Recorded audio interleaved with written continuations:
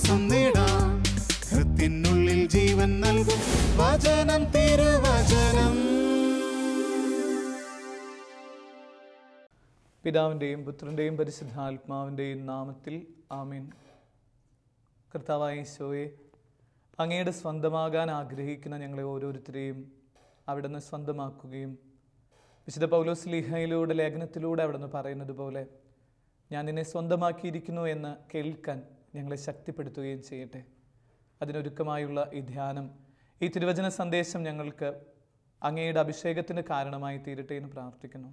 പരിശുദ്ധ മറിയമേ, സകല വിശുദ്ധരെ ഞങ്ങൾക്ക് വേണ്ടി മാധ്യസ്ഥം അപേക്ഷിക്കണമേ. ആമേൻ. വിശുദ്ധ മത്തായി അറിയിച്ച നമ്മുടെ കർത്താവ് യേശു മിശിഹായുടെ പരിശുദ്ധ സുവിശേഷം 8-ാം അധ്യായം 5 മുതലുള്ള തിരുവചനങ്ങൾ. യേശു കഫർനാമിൽ പ്രവേശിച്ചപ്പോൾ ഒരു ശതാധിപൻ അവൻ്റെ അടുക്കൽ വന്ന് യാചിച്ചു. കർത്താവേ, എൻ്റെ ഭൃത്യൻ തളർവാദം പിടിപെട്ട് കഠിനവേദന അനുഭവിച്ച് വീട്ടിൽ കിടക്കുന്നു. യേശു അവനോട് പറഞ്ഞു, ഞാൻ വന്ന് അവനെ സുഖപ്പെടുത്താം. അപ്പോൾ ശതാധിപൻ പ്രതിവചിച്ചു, കർത്താവേ, നീ എൻ്റെ ഭവനത്തിൽ പ്രവേശിക്കാൻ ഞാൻ യോഗ്യനല്ല. നീ ഒരു വാക്ക് ഉച്ചരിച്ചാൽ മാത്രം മതി, എൻ്റെ ഭൃത്യൻ സുഖപ്പെടും. ഞാനും അധികാരത്തിന് കീഴ്പ്പെട്ടവനാണ്. എൻ്റെ കീഴിലും പടയാളികളുണ്ട്. ഒരുവനോട് പോകുക എന്ന് പറയുമ്പോൾ അവൻ പോകുന്നു, അപരനോട് വരിക എന്ന് പറയുമ്പോൾ അവൻ വരുന്നു. എൻ്റെ ദാസനോട് ഇത് ചെയ്യുക എന്ന് പറയുമ്പോൾ അവൻ ഇത് ചെയ്യുന്നു. യേശു ഇത് കേട്ട് ആശ്ചര്യപ്പെട്ട് തന്നെ അനുഗമിച്ചിരുന്നവരോട് പറഞ്ഞു, സത്യമായി ഞാൻ നിങ്ങളോട് പറയുന്നു, ഇതുപോലെയുള്ള വിശ്വാസം ഇസ്രായേലിൽ ഒരുവനിൽ പോലും ഞാൻ കണ്ടിട്ടില്ല. മിശിഹായിൽ ഏറ്റവും സ്നേഹം നിറഞ്ഞവരെ, ഒരുപക്ഷെ മനുഷ്യൻ്റെ ഏറ്റവും വലിയ ആനന്ദം എന്ന് പറയുന്നത് ദൈവത്തിൻ്റെ സ്വന്തമാവുക എന്നുള്ളതായിരിക്കും. നമ്മൾ തിരുവചനത്തിൽ പരിശോധിക്കുമ്പോൾ ഈശോയുടെ സ്വന്തമായ കുറച്ച് പേരെ നമ്മൾ കാണുന്നുണ്ട്. ഈശോ അവരങ്ങനെ ചേർത്ത് പിടിക്കുന്നതും അവർക്കിങ്ങനെ നല്ല വാക്കുകൾ അവരോട് പറയുന്നതും നമ്മൾ കേട്ട് കടന്നു പോകുന്നുണ്ട് തിരുവചനത്തിലൂടെ. ഇന്ന് സുവിശേഷത്തിൽ അങ്ങനെ ഈശോയുടെ സ്പെഷ്യൽ കൺഗ്രാജുലേഷൻ നേടിയ ഈശോയുടെ സ്വന്തമായ ഒരു മനുഷ്യനെ നമ്മൾ പരിചയപ്പെടുകയാണ്. അയാളുടെ പേര് ശതാധിപൻ എന്നൊക്കെയാണ് നമ്മൾ ഈ ഒരു തിരുവചന ഭാഗത്തിൻ്റെ ആദ്യത്തെ ഭാഗത്ത് നമ്മൾ കേൾക്കുന്നത്. അദ്ദേഹത്തെ ശതാധിപൻ എന്ന് വിളിക്കാനുള്ള കാരണമൊക്കെ നമുക്കറിയാം. അയാളുടെ കീഴിൽ ഒത്തിരിയേറെ അംഗരക്ഷകരുള്ള 100-ലധികം പേരൊക്കെ അദ്ദേഹത്തെ സഹായിക്കാനും അദ്ദേഹത്തിന് വേണ്ടി നിലനിൽക്കാനും ഒക്കെയുള്ള അത്രയും പ്രാഗൽഭ്യമുള്ള ഒരു മനുഷ്യൻ. എന്നിട്ട് എന്തുകൊണ്ടാണ് ഇയാൾ കർത്താവിൻ്റെ പ്രിയപ്പെട്ടവനായിട്ട് തീരുന്നത്? ഇയാൾക്കുള്ള ഈ അംഗബലം കൊണ്ടോ ഇയാളുടെ കഴിവുകൾ കൊണ്ടോ ഒന്നുമല്ല എന്നാണ് ഈ തിരുവചനം നമ്മളോട് പറയുന്നത്. ഈശോയുടെ സ്വന്തമായിട്ട് ശതാധിപൻ മാറാനുള്ള ചില കാര്യങ്ങൾ ഈ ശതാധിപൻ്റെ ജീവിതത്തിൽ ഉണ്ടായിരുന്നു എന്നുള്ളതാണ്. പിന്നെ ഈ ഒരു തിരുവചനം കേൾക്കുന്ന നമ്മൾ ഈശോയുടെ സ്വന്തമാകാനും ഒരു ജീവിതത്തിലൊരു ആത്മീയ നിറവ് അനുഭവിക്കാനും ആഗ്രഹമുണ്ടെങ്കിൽ ഈ ശതാധിപൻ്റെ ചില ക്വാളിറ്റികൾ നമ്മൾ പങ്കെടുത്താൽ, അല്ലെങ്കിൽ ഈ ശതാധിപനെ ഒന്ന് ധ്യാനിച്ചാൽ നമുക്കത് സ്വന്തമാക്കാനായിട്ട് പറ്റും. ഈശോയിൽ നിന്ന് അവനെക്കുറിച്ച് പറയുന്നത് ഇങ്ങനെയാണ്, ഇസ്രായേലിൽ പോലും ഞാനിങ്ങനെ ഒരുവനെ കണ്ടിട്ടില്ല എന്ന് പറയുന്നത്. അതായത് ഇസ്രായേലാണ് ദൈവം തിരഞ്ഞെടുക്കപ്പെട്ട പ്രധാനപ്പെട്ട ഗ്രൂപ്പ്. എന്നിട്ട് ഈശോ പറയാണ്, ആ ഇസ്രായേലിലെ ജനത്തെക്കാൾ പവിത്രതയും അതിനേക്കാൾ ക്വാളിറ്റിയുള്ള ഒരു മനുഷ്യനാണ് ഈ ശതാധിപൻ എന്ന് പറയാനുള്ള ആദ്യത്തെ കാര്യമായിട്ട് ഈശോ തന്നെ പറയുന്നത് ഇങ്ങനെയാണ്, അവനിൽ അഹങ്കാരത്തിൻ്റെ ദുർബോധം ചേക്കേറിയിട്ടുണ്ടായിരുന്നില്ല എന്നാണ് പറയുന്നത്. ഈശോയുടെ എല്ലാ പഠനങ്ങളും നമ്മൾ പരിശോധിക്കുമ്പോൾ കാണുന്ന കാര്യം ഇങ്ങനെയാണ്, ഈശോ ആരെ സ്നേഹിക്കണേ എന്ന് ചോദിച്ചു കഴിഞ്ഞാൽ അഹങ്കാരമില്ലാത്ത മനുഷ്യരെ ആണ് എന്ന് നമ്മൾ കണ്ടെത്തുന്നുണ്ട്. അപ്പോൾ ഈ ശതാധിപൻ്റെ ആദ്യത്തെ ക്വാളിറ്റി ആയിട്ട്, അല്ലെങ്കിൽ ശതാധിപനെ ധ്യാനിക്കുന്ന ഈ സമയത്ത് നമ്മൾ കണ്ടെത്തേണ്ട ആദ്യത്തെ കാര്യം ഇങ്ങനെയാണ്, ശതാധിപൻ്റെ ജീവിതത്തിൽ ഒരിക്കൽ പോലും അഹംഭാവത്തിൻ്റെ ഒരു മേഖല ഈ മനുഷ്യനിലുണ്ടായിരുന്നില്ല. ഒരു അഹംഭാവി ആവാനുള്ള മുഴുവൻ സാധ്യത ഇവൻ്റെ ഉള്ളിലുണ്ടായിരുന്നു. ആ സാധ്യത ഉണ്ടായിട്ട് പോലും അങ്ങനെ അവൻ അഹങ്കരിച്ചില്ല എന്നുള്ളതാണ് ക്രിസ്തുവിൻ്റെ പ്രിയ ശിഷ്യനായിട്ട് തീരാൻ ഇവന് സാധിക്കുന്നത്. അഹങ്കരിക്കാനുള്ള എല്ലാ ക്വാളിറ്റി എന്ന് പറയാൻ കാരണം എങ്ങനെയാണ്, റോമൻ പട്ടാളത്തിലെ ഉദ്യോഗസ്ഥനാണ് ഈ പറയുന്ന മനുഷ്യൻ. റോമൻ പട്ടാളക്കാരെ സംബന്ധിച്ച് അവരുടെ ഉള്ളിലൊരു വല്ലാത്ത ധാർഷ്ട്യമുള്ള, മറ്റുള്ളവരെയൊക്കെ ഇങ്ങനെ തീരെ വിലവെക്കാത്ത ഒരു ഗ്രൂപ്പാണ് റോമൻ പട്ടാളത്തിലെ ഭൂരിഭാഗം പേരും. മാത്രമല്ല അവർ യഹൂദരെ വളരെ നീച മനുഷ്യരായി കാണുകയും അവരെങ്ങനെയൊക്കെ എക്സ്പ്ലോയിറ്റ് ചെയ്യാവോ അങ്ങനെയൊക്കെ എക്സ്പ്ലോയിറ്റ് ചെയ്യുന്ന ഒരു കാലഘട്ടത്തിലാണ് ഈ ശതാധിപനും ജീവിക്കുന്നത്. അപ്പോൾ സ്വാഭാവികമായിട്ടും ഇദ്ദേഹത്തിന് ക്രിസ്തുവിനെ വില വെക്കേണ്ട ഒരു കാര്യവുമില്ല. ഇയാള് ആ ഒരു സമയത്താണ് നമ്മളിങ്ങനെ കാണുന്നത്, ഈ ശതാധിപൻ ഈശോയുടെ അടുത്തേക്ക് ചെല്ലുക. ആ ചെല്ലുന്ന കാര്യം അയാളുടെ ഒരു കാര്യത്തിന് വേണ്ടിയല്ല. അതാണ് അതിൽ വളരെ ഇൻട്രസ്റ്റിംഗ് ആയിട്ടുള്ളൊരു ഫിഗർ. സ്വാഭാവികമായിട്ടും നമ്മുടെ ഒരു കാര്യം സാധ്യത്തിന് വേണ്ടിയാണ് ഈ ഈശോയെ കാണാൻ പോകുന്നതെങ്കിൽ അതിൽ വേണമെങ്കിൽ വലിയ ഒരു കാര്യമൊന്നുമില്ല. പക്ഷെ ഇവിടെ നമ്മൾ കാണുന്നത് ഇങ്ങനെയാണ്. ഇത്രയും കഴിവും ഇത്രയും പ്രാഗൽഭ്യവും ഇത്രയും സമ്പത്തും ഇത്രയും നല്ല സ്ഥിതി ഉണ്ടായിട്ട് പോലും ഈ മനുഷ്യൻ ചെയ്യുന്നത് ഇങ്ങനെയാണ്. മറ്റൊരുവന് വേണ്ടിയിട്ട് ഈശോയുടെ അടുത്തേക്ക് ഇങ്ങനെ ഓടിച്ചില്ല. എന്നിട്ട് ഈശോയുടെ അടുത്ത് ഇങ്ങനെ സംസാരിക്കുന്നതിലൊക്കെ ഒരു വാക്കിൽ പോലും അഹങ്കാരത്തിൻ്റെ നിഴല് ഇവനിൽ ഉണ്ടായിരുന്നില്ല എന്നുള്ളതാണ്. നിഴലുണ്ടായിരുന്നില്ല എന്ന് മാത്രമല്ല, വല്ലാത്ത എളിമ ഇവൻ സൂചിപ്പിക്കുന്നുണ്ട്. അതൊരു ചെറിയൊരു സംഭവം, ആ ഒരു ഭാഗം നമുക്കറിയാം. ഈശോ ഇങ്ങനെ പറയുമ്പോൾ പറയണ കാര്യം എന്താ? ഈശോയെ, നീ എൻ്റെ വീട്ടിലേക്ക് വരാനുള്ള യോഗ്യത പോലും എനിക്കില്ല. എന്താ ഈശോയെ വെച്ച് നോക്കുമ്പോൾ, കമ്പയർ ചെയ്യുമ്പോൾ ശരിക്കും പറഞ്ഞാൽ അവരുടെ സോഷ്യൽ സെനാരിയോയിൽ ഉയർന്നു നിൽക്കുന്ന മനുഷ്യൻ ഈ ശതാധിപനാവും. ഇവനേക്കാൾ നല്ല വീടുള്ള, ഈശോയ്ക്ക് ഒരു വീട് പോലും ഇല്ലാത്ത ഒരു സാധാരണ മനുഷ്യനൊക്കെ വേണമെങ്കിൽ നമുക്കിങ്ങനെ സ്വാഭാവികമായിട്ടും ചിന്തിക്കാം. അങ്ങനെ നിൽക്കുന്ന ആളാണ് പറയുന്നത്, ഈശോയെ, നീ എൻ്റെ വീട്ടിലേക്ക് വരാനുള്ള യോഗ്യത പോലും ഇല്ല എന്ന് പറഞ്ഞിട്ട് അത്രയും എളിമയോടുകൂടെ നിന്നതാണ് ഈശോയുടെ മുമ്പിൽ നിന്ന് അനുഗ്രഹം കിട്ടാനും ഈശോയുടെ പ്രിയമകനായി തീരാനുള്ള ആദ്യത്തെ ക്വാളിറ്റി ആയിട്ട് പറയുന്നത്. അപ്പോൾ ഈ ഒരു വചനം കേട്ടുകൊണ്ടിരിക്കുന്ന ശാലോം ടി വിയിലെ നല്ലവരായ മനുഷ്യരോട് ഇന്ന് ഈ ഒരു സന്ദേശത്തിലൂടെ ഈശോ ചോദിക്കുന്നത് എങ്ങനെയാണ്?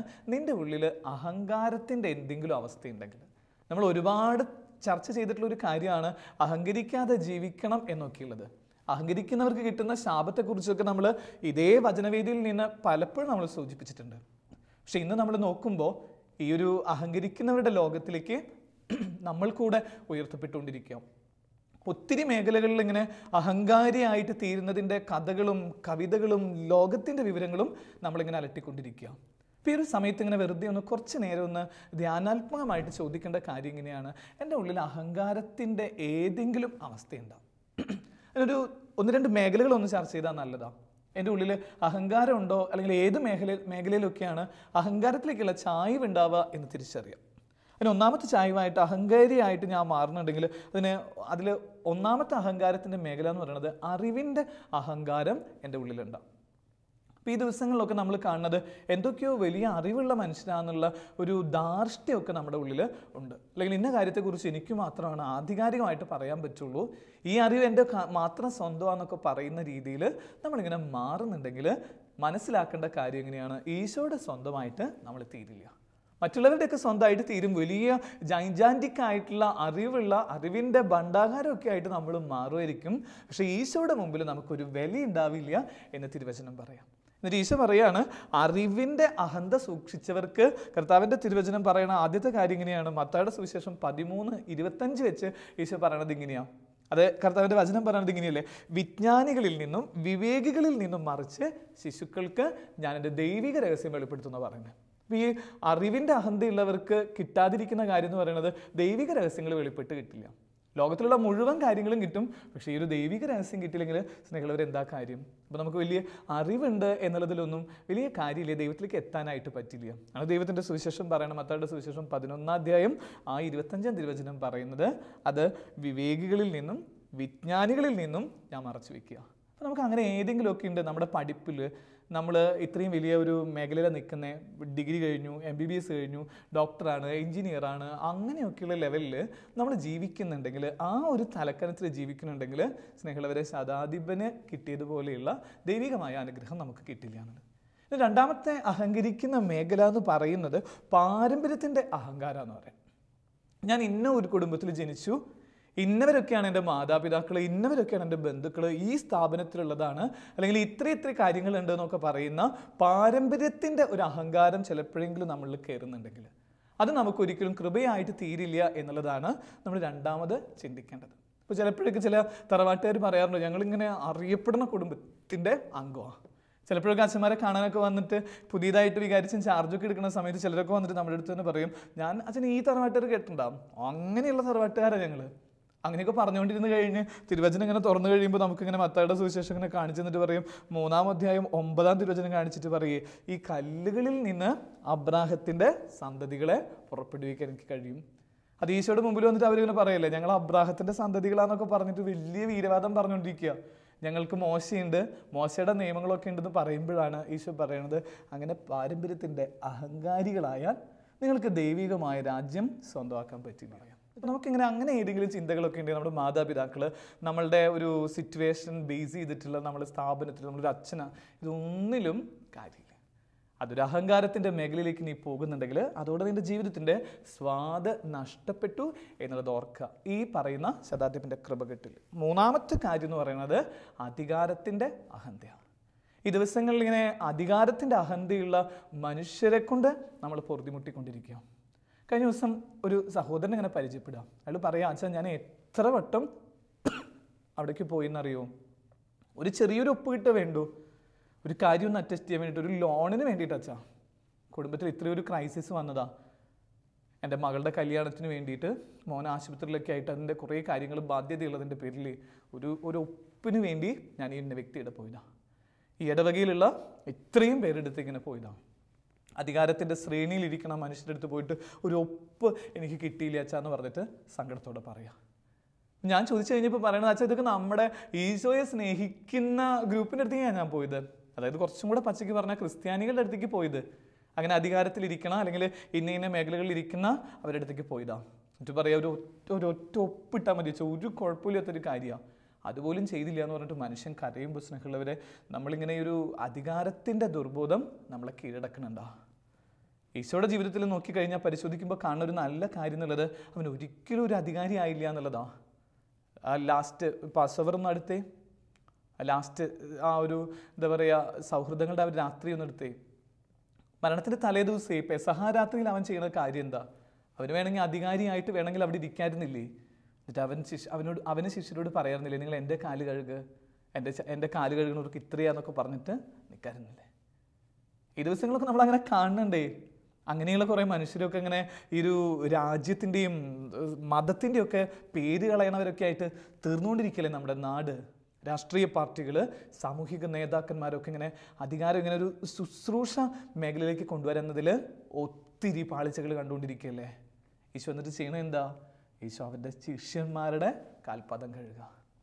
ഓർക്കുമ്പോൾ പോലും വല്ലാത്തൊരു എന്താ പറയുക, ഒരു മറ്റൊരു ലോകത്തേക്ക് നമ്മൾ എടുത്തു വെക്കപ്പെടുകയല്ലേ. ഈശോയുടെ എളിമയും അല്ലെങ്കിൽ ഈശോയുടെ അഹങ്കാരം ഇല്ലാത്ത ഒരു മേഖലയും. ഈശോയ്ക്ക് ഇതൊക്കെ അറിയേ. ഈ ഇരിക്കണ യൂദാസ് നെറുകെട്ടവനാണ് ഈശോയ്ക്ക് അറിയാം. പത്രോസ് ഇതേ തള്ളിക്കളയാൻ പോകണമെന്ന് ഒക്കെ അറിയാം. എന്നിട്ടും അവൻ്റെ കാല് പിടിക്കുക എന്നൊക്കെ പറയുന്നതാണ് ശരിക്കും സ്നേഹമുള്ളവർ ഒരു ആത്മീയതയുടെ ഒരു ഗ്രേറ്റ് സോൺ എന്ന് പറയുന്നത്. ഒരു ഉയർന്ന തലം എന്നൊക്കെ ശബ്ദാൻ്റെ ഭാഷയിലൊക്കെ പറയുമ്പോൾ ഒരു ഉയർന്ന തലമുണ്ട്, സ്പിരിച്വാലിറ്റിക്ക് ഒരു ഉയർന്ന തലമുണ്ട്. അത് ഏതാന്ന് ചോദിച്ചു കഴിഞ്ഞാൽ ഇത്രയും എളിമപ്പെടുക എന്നുള്ളതാണ്. പരിശുദ്ധ മറിയത്തിൻ്റെ ജീവിതം നമ്മൾ എപ്പോഴും നമ്മൾ ധ്യാനിക്കുമ്പോൾ കാണുന്ന കാര്യം ഇങ്ങനെയല്ലേ. അവർ പറയുക, എളിമയെ തൃക്കൺ പാർക്കുക. ഈ ദാസിയുടെ എളിമയെ കർത്താവ് തൃക്കൺ പാർത്തു. അപ്പം നമുക്കിങ്ങനെ ഓർക്കണം, അധികാരത്തിൻ്റെ അത് കുടുംബത്തിലാണെങ്കിൽ പോലും, ആ കുടുംബത്തിലാണെങ്കിൽ പോലും ഞാനൊരു അധികാരിയായിട്ട് ചമയേണ്ട ഒരു കാര്യമില്ല എന്നാണ് തിരുവചനം പറഞ്ഞുകൊണ്ടിരിക്കണതേ. നമ്മളിങ്ങനെ അപ്പച്ചന്മാരൊക്കെ ഇങ്ങനെ എത്ര ധാർഷ്ട്യത്തോട് കൂടിയിട്ടാണ് ഭാര്യയുടെ അടുത്ത് പെരുമാറണേ, മക്കളുടെ അടുത്തൊക്കെ പെരുമാറണേ. അവരിങ്ങനെ ഇതൊരു അധികാരി അല്ലേ ഏൽപ്പിച്ചിക്കാന്നൊക്കെ ഒന്ന് ചിന്തിക്കാനൊക്കെ ആയിട്ട് പറ്റുമോ? ഖലീൽ ജിബ്രാനാ വായിച്ചിട്ടുള്ളതിൽ ഇഷ്ടമുള്ള ഒരു എഴുത്തുകാരൻ. അദ്ദേഹത്തിൻ്റെ പുസ്തകങ്ങളും അദ്ദേഹം ഇങ്ങനെ ചിലരോട് പറഞ്ഞു വയ്ക്കുന്ന കാര്യം ഇങ്ങനെ, പ്രവാചകൻ എന്ന് പറയുന്ന അദ്ദേഹത്തിൻ്റെ മാസ്റ്റർ പീസ് പുസ്തകത്തിൽ എഴുതി വെച്ചേക്കുക. മാതാപിതാക്കളോട് പറയുക, നിങ്ങൾ അധികാരികളൊന്നുമല്ല, നിങ്ങൾ മക്കളുടെ വെറും കെയർ ടേക്കേഴ്സാണ്. കുറച്ച് നാൾ നിങ്ങളുടെ കയ്യിൽ ഇവരെ ഏൽപ്പിച്ചിട്ടുള്ളൂ. അതുകൊണ്ട് നിങ്ങൾ അവരെ വല്ലാതെ ഇങ്ങനെ അധികാരം പ്രയോഗിക്കാനൊന്നും പോകരുത് എന്ന് പറഞ്ഞിട്ട് ഈ ഒരു പുസ്തകത്തിൽ എഴുതി വെച്ചേക്കാം. അധികാരത്തിൻ്റെ ഇത്തരം മേഖലകളിൽ ഏതെങ്കിലും ഒരു രീതിയിൽ നമ്മൾ ഇടപെടുന്നുണ്ടോ അല്ലെങ്കിൽ നമ്മളുടെ സ്വഭാവത്തിൽ അങ്ങനെയുണ്ടെങ്കിൽ തിരിച്ചറിയേണ്ട കാര്യം എങ്ങനെയാണ്? പരിശുദ്ധ അമ്മ പറയുന്നത് പോലെ നമ്മൾ തെറിച്ചു പോകുന്ന അവസ്ഥയായിട്ട് തീരും. സ്വർഗീയ സിംഹാസനത്തിൽ നിന്ന് നിന്നെ തള്ളിയിടുന്നൊക്കെ പറയുന്ന കാര്യം സത്യത്തിൽ സംഭവിക്കുന്നത് അഹങ്കാരികൾക്ക് മാത്രമാണ്. എങ്ങനെയാണ് പിശാചുണ്ടായത് എന്നൊക്കെ ചോദിക്കുമ്പോൾ പോലും നമ്മളുടെ പാരമ്പര്യം പറയുന്നത് ഇങ്ങനെയാണ്, മാലാഖമാര് അഹങ്കരിച്ചപ്പോഴാണ്. കർത്താവിൻ്റെ മുമ്പിൽ അഹങ്കരിച്ച മാലാഖമാരാണ് പിന്നീട് ദൈവം തട്ടിക്കളഞ്ഞവരായിട്ട് തീർന്നത്. ആദിമാതാപിതാക്കളുടെ പതനം പോലും അങ്ങനെയല്ലേ, അവർ അഹങ്കാരികളായിട്ട് തീരുക. ദൈവത്തെക്കാൾ വലുതാവാനുള്ള അഹങ്കാരത്തിൻ്റെ അധികാരത്തിന് വേണ്ടിയിട്ട് അവരിങ്ങനെ നിൽക്കുക. അതാണ് പിശാച് വളരെ സൂത്രശാലിയാണ്. പറഞ്ഞിട്ട് കാര്യം എങ്ങനെയാ? ദൈവത്തെ പോലെ നിനക്കാവണോ, ദൈവത്തിൻ്റെ അധികാരം നിനക്ക് കിട്ടണമെന്ന് ചോദിക്കുക. അതിന് വേണ്ടിയിട്ട് നീ ഇങ്ങനെ ചെയ്തോ എന്ന് പറയുമ്പോഴാണ് ആ ട്രാപ്പിലാണ് ഇവർ വീണു പോണേ. നമുക്കിങ്ങനെ നമ്മുടെ ഒരു ജീവിതമൊക്കെ ഒന്ന് പരിശോധിക്കുമ്പോൾ കാണുന്നത് ഇങ്ങനെ അധികാരത്തിന് വേണ്ടിയുള്ള വടംവലികളും അധികാര കസാരയ്ക്ക് വേണ്ടിയുള്ള മോഹങ്ങളും ഉണ്ടെങ്കിൽ ഇന്ന് ഈ തിരുവചനത്തിലൂടെ നമുക്കൊന്ന് പതുക്കെ ഒന്ന് കുറച്ചുകൂടെ സ്വസ്ഥമാവണം. ഇതിലൊന്നും വലിയ കാര്യമില്ല എന്ന് ചിന്തിച്ച് അത് കുറച്ചും കൂടെ എളിമയിലേക്ക് കടന്നു വരണം എന്നുള്ളതാണ് ഇതിൻ്റെ ഒരു അധികാരവുമായി ബന്ധപ്പെട്ട് നമുക്കുണ്ടാവേണ്ട ഒരു മനോഭാവം. ഈശോയുടെ ആ ഒരു ശുശ്രൂഷ മനോഭാവമാണ് അധികാരത്തിൻ്റെ ഒരവസ്ഥ എന്നുള്ളത്. ഇനി മറ്റൊരു അഹങ്കാരത്തിൻ്റെ മേഖലയായിട്ട് കണ്ടെത്താനായിട്ട് പറ്റുന്ന മേഖല എന്ന് പറയുന്നത് വിശുദ്ധിയുടെ അഹങ്കാരം. ഇപ്പോൾ ചിലപ്പോഴൊക്കെ ചിലർക്കൊരു ചിന്തയുണ്ട്, ഞാൻ വലിയ പ്രാർത്ഥനക്കാരനാ, ഞാൻ വലിയ ദൈവത്തിൻ്റെ അടുത്ത് നിൽക്കണ ശുശ്രൂഷകനാ എന്നൊക്കെ. അങ്ങനെ നിൽക്കുന്നവരെയും കർത്താവ് പറയുന്നത് എനിക്ക് അവരെയും ഇഷ്ടമല്ല എന്ന് പറയുന്ന ഒത്തിരി സന്ദർഭങ്ങൾ നമ്മൾ തിരുവചനത്തിൽ കാണുന്നുണ്ട്. അത് ഈശോയുടെ ശിഷ്യന്മാർ തന്നെ അങ്ങനെ ഒരു സമയത്ത് പോകുന്നുണ്ട്. അവരുടെ ഈശോയുടെ ശിഷ്യന്മാർ ഇങ്ങനെ വന്ന് പറയല്ലേ, നിന്റെ നാമത്തിൽ ഞങ്ങളിതേ പിശാചുക്കളെ പുറത്താക്കി, നിന്റെ നാമത്തിൽ ഞങ്ങൾ ഇന്ന കാര്യം ചെയ്തു, രോഗശാന്തി നൽകി എന്നൊക്കെ പറയുമ്പോൾ ഈശോ ഇങ്ങനെ ഉള്ളിൻ്റെ ഉള്ളിൽ ചിരിച്ചുകൊണ്ടിരിക്കുക. ഉള്ളിൻ്റെ ഉള്ളിൽ ചിരിക്കുക മാത്രമല്ല, ഈശോ എന്നിട്ട് അവരോട് പറയാ, അതിലൊന്നും വലിയ കാര്യമില്ല, നിങ്ങളുടെ പേര് സ്വർഗത്തിൽ ഇതിലൊന്നും പേരിൽ എഴുതിയിട്ടില്ല. അപ്പോൾ വിശുദ്ധിയുടെ നിറവൊക്കെ നിൽക്കുന്നവർ അത് നല്ലതാണ്. പക്ഷെ അതിൽ പൗലോസ്ലീഹ പറയണ ഒരു സ്റ്റാൻഡ് നമുക്ക് എടുക്കാനായിട്ട് പറ്റണം. പൗലോസ്ലീഹ പറയണില്ലേ, നിൽക്കുന്നവൻ വീഴാതിരിക്കാൻ സൂക്ഷിക്കട്ടെ. അത് വല്ലാത്തൊരു വാചക. പൗലോസ്ലീഹ എപ്പോഴും ഇങ്ങനെ ഈ ഒരു കാര്യം ഇങ്ങനെ നിരന്തരം പറഞ്ഞുകൊണ്ടിരിക്കുന്നത് ഈ ഒരു കാര്യം വെച്ചിട്ടാണ്. കാരണം ഇങ്ങനെ പൗലോസ്ലീഹയ്ക്ക് അറിയാം, ഈ ഒരു വിശുദ്ധി എന്നൊക്കെ പറയുന്നത് ഒരു മിനിറ്റ് നേരം കൊണ്ട് ഫ്രാക്ഷൻ ഓഫ് സെക്കൻഡിൽ നഷ്ടപ്പെട്ടു പോണ കാര്യമാണ്. അപ്പോൾ അതിൽ അഹങ്കരിക്കാൻ മാത്രം എന്താ ഉള്ളത്? ഓരോ സമയത്തും ഇങ്ങനെ ദൈവത്തിൻ്റെ മുൻപിൽ ദൈവമേ എളിയ ദാസനാന്നൊക്കെ പറഞ്ഞ് ജീവിക്കുക. ഫ്രാൻസിസ് അസീസിയോടൊക്കെ നമുക്കുള്ള ഒരു സ്നേഹം ഈ ഒരു മേഖലയുമായി ബന്ധപ്പെട്ടതാണ്. പുണ്യവാനൊക്കെ ഇങ്ങനെ പറയുന്ന കാര്യമല്ലോ, വിശുദ്ധനായിട്ട് തീരാനൊക്കെയുള്ള ഇദ്ദേഹത്തിലൊരു മെറിറ്റോറിയസ് ആയിട്ടുള്ള ആക്ടിവിറ്റി എന്ന് പറയുന്നത് ഇദ്ദേഹം പൗരോഹിത്യം വരെ സ്വീകരിക്കണില്ല എന്നുള്ളതാണ്. അതായത് ഈശോയുടെ പൗരോഹിത്യത്തിൽ ചേരാനുള്ള യോഗ്യത എനിക്കില്ല എന്ന് ഈ മനുഷ്യൻ പറഞ്ഞുകൊണ്ടിരിക്കുക. അദ്ദേഹം പറഞ്ഞിട്ട് പറ്റുന്ന വാചകം എങ്ങനെയല്ലേ, അച്ഛനാവാൻ എനിക്ക് പറ്റില്ല, കാരണം ഈശോയുടെ പൗരോഹിത്യത്തിലേക്ക് ചേരാനുള്ള വിശുദ്ധി എനിക്കില്ല എന്ന് പറഞ്ഞിട്ട് ഇദ്ദേഹം ഇങ്ങനെ പാടുപെട്ടുകൊണ്ടിരിക്കുക.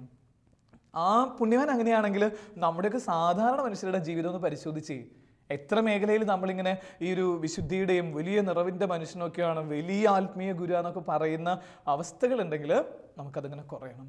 അതിങ്ങനെ കുറഞ്ഞു കഴിഞ്ഞ് എൻ്റെ കർത്താവേ നിൻ്റെ മുൻപിൽ ഇതാ അടിയനെന്ന് പറയുന്ന ഒരു സമയം.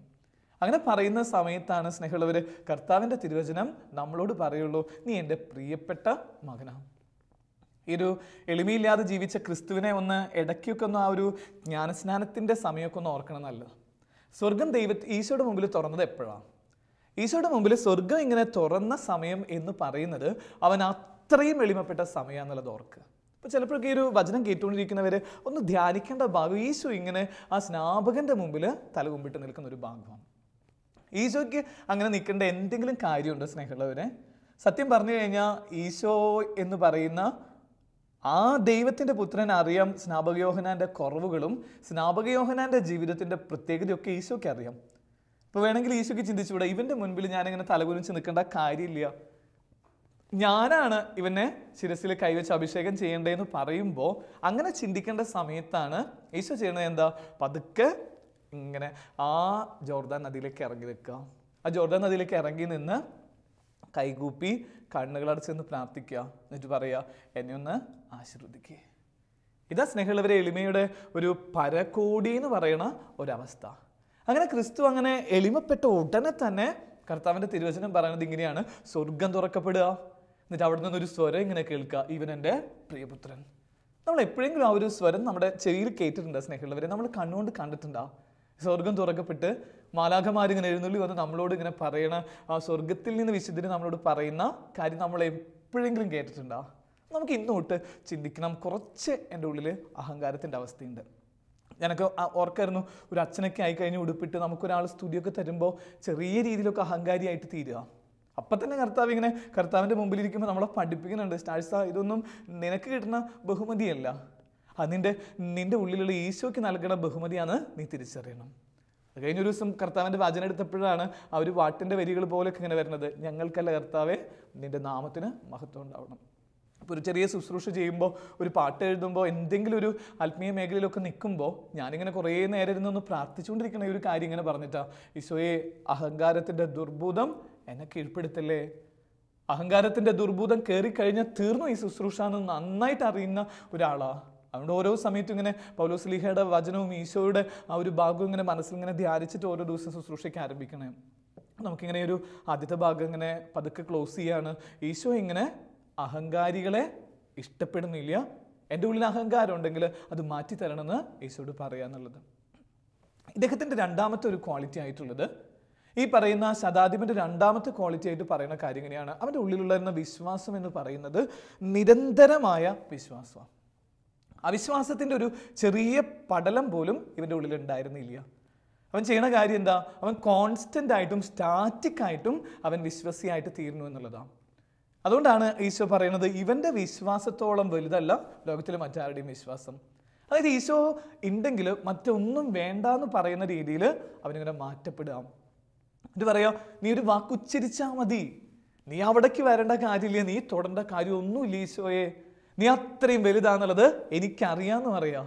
എനിക്കറിയാം നീയാണ് പരമോന്നതനായ പരിശുദ്ധനായ മനുഷ്യൻ, നിന്റെ ഉള്ളിൽ വിശുദ്ധിയുടെ നിറവുണ്ട്, നീയാണ് ലോകത്തിൻ്റെ ദീപം എന്ന് പറഞ്ഞിട്ട് ഈശോയിലുള്ള വിശ്വാസത്തിൻ്റെ നിറവ് സൂക്ഷിച്ച മനുഷ്യനായിരുന്നു ഈ പറയുന്ന ശതാധിപൻ. അതിൻ്റെ ടൈം ഓഫ് ക്രൈസിസ്, ഒരു പ്രതിസന്ധിയുടെ സമയത്തും അങ്ങനെ പറഞ്ഞു എന്നുള്ളത്. പരിശുദ്ധ മറിയത്തെക്കുറിച്ച് മറ്റ് യഹൂദ സ്ത്രീകളിൽ നിന്ന് പരിശുദ്ധ മറിയത്തെ ഭിന്നയാക്കുന്ന ഘടകം എങ്ങനെയാണെന്ന് പറയണേ. ആ സ്ത്രീകൾക്കും വിശ്വാസം ഉണ്ടായിരുന്നു. പക്ഷെ പരിശുദ്ധ മറിയത്തിൻ്റെ വിശ്വാസം എന്ന് പറയുന്നത് അത് സ്റ്റാറ്റിക് ആയിരുന്നു, അത് കോൺസ്റ്റൻ്റ് ആയിരുന്നു എന്നാണ് പറയുന്നത്. സ്റ്റാറ്റിക് എന്ന് പറഞ്ഞാൽ എന്താ? അത് നിലനിൽക്കണ വിശ്വാസം. ഒരു ചെറിയ കാറ്റ് വന്നാൽ, ഒരു ചെറിയ പ്രതിബന്ധം വന്നാൽ ആ വിശ്വാസം തീർന്നു പോവില്ല, അതവിടെ അങ്ങനെ നിൽക്കും. ഇനി അത് നിരന്തരമായ വിശ്വാസം, എന്നും എന്തൊക്കെ സംഭവിച്ചാലും അതിങ്ങനെ തുടർന്നുകൊണ്ടിരിക്കണം, അത് ഓരോ ദിവസവും ഇങ്ങനെ കൂടിക്കൊണ്ടിരിക്കുന്ന വിശ്വാസമായിട്ട് അത് തീരുന്ന ഒരു വിശ്വാസം. അപ്പം നമുക്കിങ്ങനെ ഒരു ദൈവത്തിൻ്റെ മനുഷ്യനായിട്ട് ഈശോയുടെ പ്രിയമകനായിട്ട് തീരണമെങ്കിൽ വിശ്വാസത്തിൻ്റെ അളവ്, ഗ്രാവിറ്റി കുറയുന്നുണ്ടോ എന്ന് ചിന്തിക്കാൻ നല്ലതാണ്. ഓരോ ദിവസവും എൻ്റെ വിശ്വാസത്തിൻ്റെ ത്രാസ് കൂടിക്കൊണ്ടാണോ ഇരിക്കണേ അതോ കുറഞ്ഞുകൊണ്ടാണോ ഇരിക്കണേ? ഈ ദിവസങ്ങളൊക്കെ നമ്മളിങ്ങനെ കുറച്ചൊന്ന് കൈ ചൂണ്ടി ചോദിക്കുമ്പോൾ സത്യത്തിൽ നമുക്ക് പറയേണ്ടി വരും, വിശ്വാസത്തിൻ്റെ ത്രാസ് ഇങ്ങനെ പതുക്കെ ഇങ്ങനെ കുറഞ്ഞുകൊണ്ടിരിക്കുന്ന ഒരു കൾച്ചറിലാണ് നമ്മൾ ജീവിച്ചുകൊണ്ടിരിക്കണേ. ഓരോ ദിവസവും ഇങ്ങനെ ശരിക്കും നീ ഈശോയിൽ വിശ്വസിക്കുന്നുണ്ടോ ചോദിച്ചു കഴിഞ്ഞാൽ ആ ചോദിക്കുന്നതിൻ്റെ അളവനുസരിച്ച് നമ്മുടെ ത്രാസിൻ്റെ കനം ഇങ്ങനെ കുറഞ്ഞു പോണത്, ത്രാസ് ഇങ്ങനെ ഉയർന്നു വരുന്നത് നമ്മളിങ്ങനെ കാണും, ഒരു വിശ്വാസത്തിൻ്റെ അനുഭവം ഇല്ലാത്തതിൻ്റെ പേരിൽ. നമുക്കിങ്ങനെ ഈ പറയുന്ന ശതാധിപനിൽ നിന്ന് സ്വന്തമാക്കേണ്ട രണ്ടാമത്തെ കാര്യം, അവൻ വിശ്വസിച്ചതുപോലെ വിശ്വസിക്കുക. വരുമൊന്നും വേണ്ട, എനിക്ക് നിന്നെ കാണണമെന്നൊന്നുമില്ല ഈശോയെ, പക്ഷെ ഞാൻ നിന്നെ സ്നേഹിക്കുന്നുണ്ട്, എൻ്റെ കൂടെ നിൽക്കുന്നുണ്ട് എന്നുള്ളത്. മൂന്നാമത്തെ കാര്യം, അവൻ മറ്റുള്ളവർക്ക് വേണ്ടി ആരെയും തള്ളിക്കളയാനുള്ള സ്വഭാവം ഉണ്ടായിരുന്നില്ല എന്നുള്ളതാണ്. ആരെയും തള്ളിക്കളയുന്നില്ല. ഒരു മനുഷ്യനുണ്ടാവേണ്ട ഏറ്റവും നല്ല ക്വാളിറ്റി ആയിട്ട് അത് കണ്ടാൽ മാത്രം മതി. ആരെയും തള്ളിക്കളയാതിരിക്കുക. ഒരു ശതാധിപൻ എന്ന് പറയുന്ന മനുഷ്യന് 100 പേരുണ്ടെന്ന് നമ്മൾ സൂചിപ്പിച്ചതാ. ഒരാൾ പോയി കഴിഞ്ഞാൽ അപ്പം തന്നെ വേറെ ആളെ അപ്പോൾ ആ പൊസിഷനിൽ കൊണ്ടുവരും. എന്നിട്ട് ഇവന് വേണ്ടിയിട്ട് വാദിക്കണോ അല്ലെങ്കിൽ ഇവന് വേണ്ടിയിട്ട് വക്കാലത്ത് പറയുന്നു എന്നുള്ളത് മറ്റുള്ളവരെ കെയർ ചെയ്യുന്ന ഒരു ശീലമാണ്. അപ്പോൾ നമുക്കിങ്ങനെ ഈ ഒരു കേട്ട വചനങ്ങളിൽ 3 കാര്യങ്ങൾ ഒതുക്കാണ്. ഒന്ന്, ഈ പറയുന്ന ശതാധിപൻ്റെ ജീവിതത്തിലുണ്ടായിരുന്ന എളിമയുടെ അവസ്ഥ. രണ്ടാമത്തേത് വിശ്വാസത്തിൻ്റെ നിറവ്. മൂന്നാമത്തെ ആരെയും തള്ളിക്കളയാത്ത ശതാധിപൻ. നമുക്ക് പ്രാർത്ഥിക്കാം. കർത്താവായ യേശുവേ, ഈ ശതാധിപൻ്റെ ചിന്തയിലൂടെ കടന്നു പോകുന്ന ഞങ്ങളെയും ഞങ്ങളുടെ ജീവിതത്തിലെ അഹങ്കാരം മാറ്റുകയും ഞങ്ങളെ എളിമപ്പെടുത്തുകയും ഞങ്ങളെ വിശ്വാസത്തിൽ ആഴപ്പെടുത്തുകയും ആരെയും തള്ളിക്കളയാതെ എല്ലാവരെയും ചേർത്ത് പിടിക്കാനുള്ള കൃപാവരം നിങ്ങൾക്ക് നൽകുമാറാകട്ടെ. നിത്യപിതാവും പുത്രനും പരിശുദ്ധാത്മാവുമായ സർവേശ്വര എന്നേക്കും ആമേൻ.